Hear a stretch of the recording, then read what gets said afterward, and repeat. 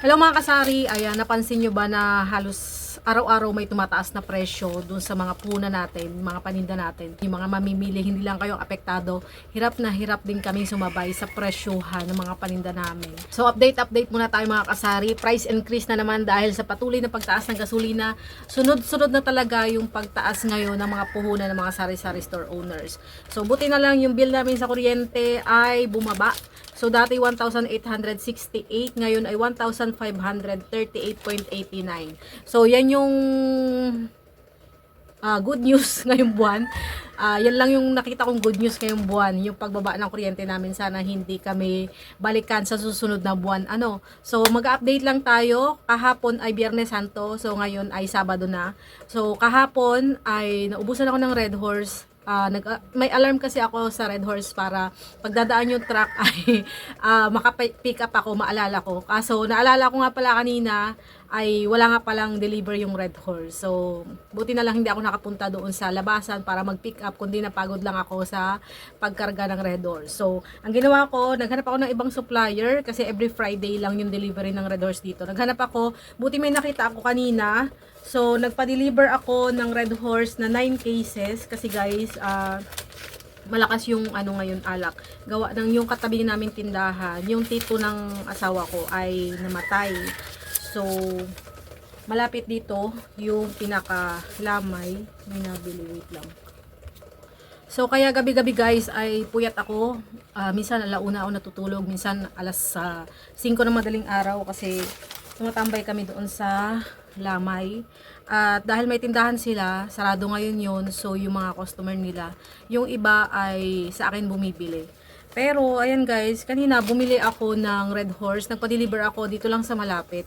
Kasi usually sa truck ako nagpapa-deliver. So, ngayon dahil wala akong choice, wala na akong stock, hindi ko na maantay yung Friday para doon sa truck na mas mura. So, kanina ang Red Horse ay 675, 9 cases yung dineliver, hindi ko na na-videoan. Tapos yung mantika sa kanila ay 380 ang isang dosena. So, nagpasabay na rin ako para hindi na ako mahirapang magbitbit at makaligtas or makatipid ako sa gasolina. So, meron din ako, kahit matagal na ako may tindahan, nag-explore pa rin ako sa mga wholesaler na mas mura. So, nung isang araw guys, ay doon sa may kalsada, sa may highway dito sa amin, meron ako nakitang parang kooperatiba ng feeds yun ng mga baboy, yung Silsi. So, ang mura doon ng mga Coke products. So, ang Coke products doon, yung Coke Tall, ang presyo doon 181 lang. Pero doon sa dati kong binibilhan, 186 pesos. So yan, dito talaga ako loyal bumibili ng soft drinks. Pero nagkataon na may nakita akong ibang bilihan. So pinasok ko, nag-inquire ako, nagtanong-tanong ako ng mga presyo. Pinicturan ko rin yung presyo ng bigas nila. So yung mga usual na binibili kong Jasmine rice, wala sa kanila.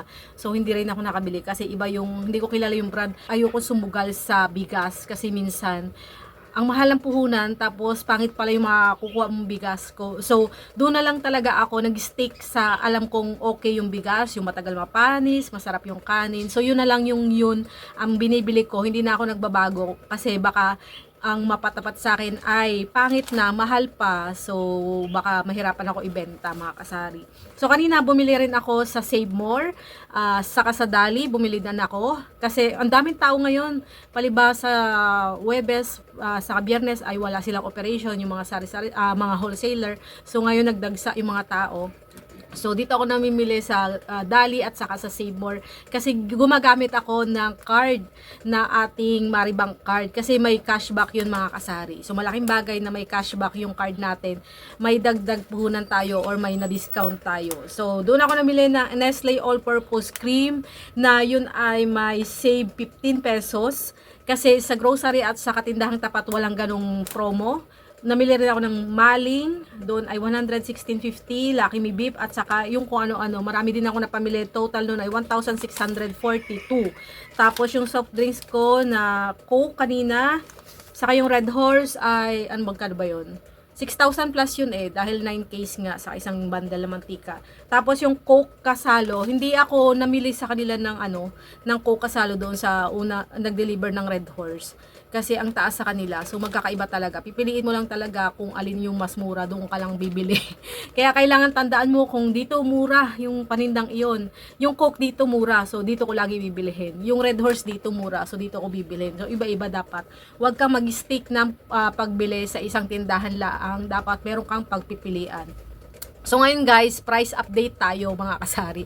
So yung bigas na dating 53 pesos yung benta ko, yung Jasmine rice, ngayon ay 67 pesos na yung benta ko. Yung butane naman, na lagi kong sinishare sa inyo, ayan dito ipapakita ko na lang, nakalimutan kong kumuha. Ayan, dati 50 pesos yung benta ko, may tubo akong 12.50, ngayon 65 pesos na benta ko, pero less than 10 pesos lang yung kita ko doon. Hindi ko rin masyadong kasing mabiglang taasan yung presyo ko kasi naaawa ko doon sa mga suki ko na gawin kong 70 pesos. So, nabawasan yung tubo ko kasi sa totoo lang, hindi lang puhunan yung tumaas doon sa butane gas kasi binibili ko yun sa Shopee, sa Lazada, kung saan mura. Pati yung shipping fee, meron na. Kung dati wala, ngayon meron na. Kasi ramdam na ramdam talaga na parang apektado din yung mga Lazada, Shopee.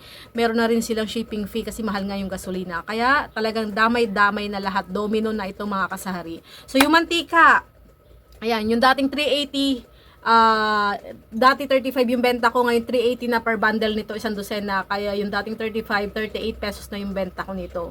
So, diba, lahat na lang, pero yung tubo natin, ganun pa rin, parehas pa rin.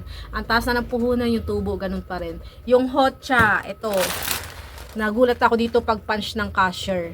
Sabi niya, ito ba yung ano, yung 51 na raw yung puhunan. So yan, dating 53 pesos yung benta ko, ngayon 60 pesos na yung benta ko mga kasari kasi hindi to siya fast moving. So ito, yung Max Glow, ito grabe, wala na akong nabili. Dati 40 pesos yung benta ko, ngayon 50 pesos na kasi napilitan lang ako bumili ng 45 pesos, dalawa lang yung binili ko.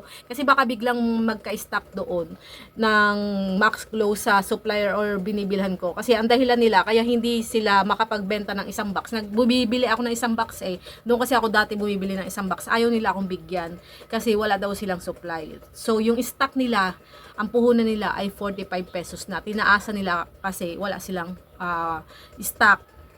So napilitan ako bumili lang para may stock ako. So 50 pesos na yung benta ko nito mga kasari. Ito pa, nako, yung mga favorite ko, pansit. Ayan, yung bihon. Kahapon, nag-check ako sa tindahang tapat. 41 pesos lang yung kalahating kilo. Ngayon, isang araw lang ang pagitan, 42.75 na. Kaya binago ko na rin yung presyo ko. Dating 44 pesos, ngayon 45 pesos na. Kaya, ito ang tanong ko sa iyo, anong mga produkto yung napansin yung nagtaas ngayon? Comment nyo sa baba para aware din tayong lahat. Kasi tinatamad pa ako mag-check ngayon. Sobrang busy ko ngayon mga kasari.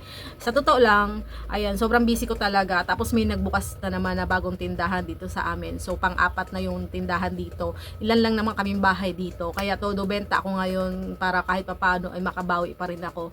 Kasi for sure, bababa yung sales ko dahil nga may bagong tindahan. Alam nyo naman yung mga mamimili, kung asan yung may bago, itatry nila yun. So, maaapektuhan talaga yung sari-sari store natin. Kaya sa mga may tindahan dyan, mga kasari, kapit lang tayo. Diskarte lang talaga yung laban natin dito ngayon. Ano po, so padamihan na lang ng puhunan or padiskartihan na lang kung sino pinakamadiskarte. So, kung gusto nyo pa ng mga ganitong updates at tips sa tindahan, mga kasari, subscribe na kayo at comment lang kayo kung ano ang gusto nyo pag-usapan pa natin dito sa ating YouTube channel, sa ating Munting Sari-Sari Store. Ayan, sige. Yun na lang muna mga kasari. Bye-bye. Happy selling pa rin kahit ganitong sobrang taas ng mga bilihan. Laban lang tayo. Bye-bye. God bless.